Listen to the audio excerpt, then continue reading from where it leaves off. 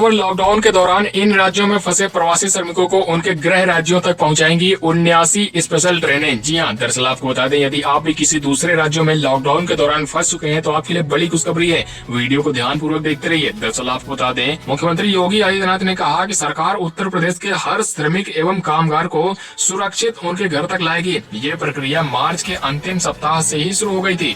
जरूरत के अनुसार हम इसके लिए ट्रेन और बसों की भी मदद ले रहे हैं। आप बता दें कि अलग अलग प्रदेशों जैसे कि महाराष्ट्र, गुजरात, पंजाब, कर्नाटक, केरल, तेलंगाना, इसके अलावा और भी राज्य जहां जहां पर उत्तर प्रदेश के श्रमिक और कामगार फंसे हुए हैं, उन सभी के लिए 79 स्पेशल श्रमिक ट्रेनें चलाई जाएंगी। आप बता दें, ये अगले 24 घंटे के दौरान चलाई जाने वाली हैं। शनिवार तक ये अपने अपने गंतव्य तक भी पहुंच जाएंगी। 56 ट्रेनों से अब तक गुजरात, महाराष्ट्र, कर्नाटक, पंजाब, आंध्र प्रदेश और केरल आदि राज्यों से करीब 70,000 श्रमिकों की अभी तक घर वापसी हो चुकी है। ट्रेनों के अलावा उत्तर प्रदेश परिवहन निगम की करीब 10,000 बसें भी आने वालों को सुरक्षित उनके घरों तक पहुंचाएंगी। तो आपके लिए बड़ी खुशखबरी है। योगी आदित्यनाथ जो कि उत्तर प्रदेश की सरकार है, उसके द्वारा ये 79 ट्रेनें, साथ में 10,000 बसें भी चलाई जा रही हैं। तो आपके लिए बड़ी खुशखबरी है। आप कहां पर फंसे हुए हैं, किस राज्य में फंसे हुए हैं, साथ में किस राज्य में जाना चाहते हैं, कमेंट बॉक्स में अवश्य बताइए।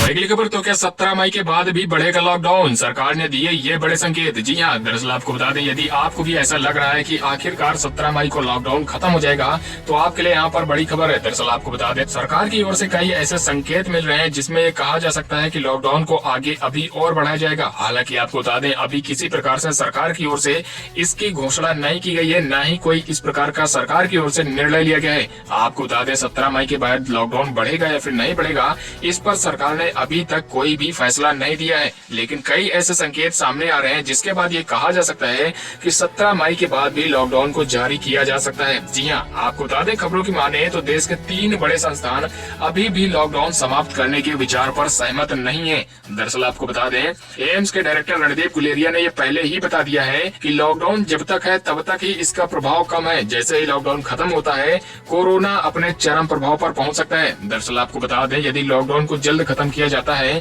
तो इसका देश को बड़ा नुकसान झेलना पड़ेगा। उन्होंने कहा है कि जून जुलाई में भारत में कोरोना चरम पर होगा। इसके बाद ICMR, जो कि भारत का एक सबसे बड़ा मेडिकल संस्थान है, उनके डायरेक्टर भी यही कह रहे हैं। लॉकडाउन खत्म करने के पक्ष में अभी ICMR के डायरेक्टर भी नहीं है। सरकार को इसे और आगे जारी रखना चाहिए। हालांकि आपको बता दें, सरकार की ओर से अभी इसको आगे जारी रखने का किसी प्रकार का निर्णय नहीं लिया गया है। अगली खबर, अगर आपका भी है इस बैंक में खाता, तो आपके लिए बड़ी खुशखबरी, सीधे सीधे मिलेगा इतने रुपए का लाभ। जी हां, दरअसल आपको बता दें, यदि आपका भी बैंक खाता SBI बैंक में है तो आपके लिए बड़ी खुशखबरी है। दरअसल बता दें, स्टेट बैंक ऑफ इंडिया ने अपने ग्राहकों को लॉकडाउन के बीच एक बार फिर से राहत दी है। दरअसल बता दें, बैंक ने अपने मौजूदा ब्याज दरों में फिर से कमी करने का फैसला किया है और ये नई ब्याज दरें 10 मई यानी आज से ही लागू हो रही है। ब्याज दरों में इतनी फीसदी हुई कटौती। जी हाँ, दरअसल बता दें, स्टेट बैंक ऑफ इंडिया ने ब्याज दरों में 0.15% की कटौती की है। इस कटौती की ब्याज दरें 7.4% से घटाकर 7.25% कर दी गई हैं। इसके अलावा आपको बता दें, ये नई ब्याज दरें 10 मई से ही लागू होंगी। SBI ने लगातार 12वीं बार MCLR में कटौती की है। वहीं वित्त वर्ष 2020-21 में ये लगातार दूसरी कटौती है। अगली खबर, दूसरे राज्यों में फंसे श्रमिकों के लिए चलाई जाएंगी 10,000 बसें। उत्तर प्रदेश सरकार का बड़ा फैसला। जी हां, दरअसल आपको बता दें, दूसरे राज्यों में फंसे उत्तर प्रदेश के श्रमिकों को घर तक पहुंचाने के लिए यूपी रोडवेज विभाग ने 10,000 बसों का बेड़ा सड़क पर उतारने के लिए तैयारी कर ली है। आपको बता दें, प्रदेश के 115 बस डिपो के अधिकारियों को बसों से जल्द ऑन रोड करने के लिए निर्देश भी दे दिए गए हैं। आपको बता दें, इन बसों के जरिए आगामी दिनों में श्रमिक स्पेशल ट्रेनों से आने वाले लोगों को निःशुल्क घर पहुंचाया जाएगा।